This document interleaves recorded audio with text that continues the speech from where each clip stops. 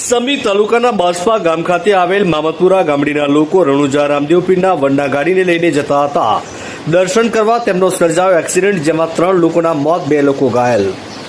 પાટણ જિલ્લાના સમી તાલુકાના બાસપા ગામ ખાતે આવેલ મામદપુરા ગામડીના લોકો રણુજા રામદેવ પીરના દર્શન કરવા જતા હતા. એ દરમિયાન એક્સિડન્ટ થયો હતો અને 3 લોકોના કમકમાટી ભર્યા મોત નીપજ્યા, 2 લોકો ઘાયલ થયા. જેમાં એક્સિડન્ટમાં અવસાન પામનાર ઠાકોર કલાજી બચુજી અને ઠાકોર ભરતજી માગાજી ઠાકોર અજીતભાઈ 3 લોકોના મોતની ત્યાં તો અન્ય 2 લોકો ઘાયલ થયા, જ્યાં ડાયાજી અમારામ ઠાકોર અને પ્રફુલજી સૌસીજી ઠાકોર તમામ રહેઠાણ પાટણ જિલ્લાના સમી તાલુકાના બાસપા ગામના મામદપુરાના આ લોકો એક્સિડન્ટમાં અવસાન પામતા ઘાયલ થતા ગુજરાત રાજ્યના મુખ્યમંત્રી રાધનપુરના ધારાસભ્ય દ્વારા પત્ર લખી તેમને સહાયની માંગ કરાઈ.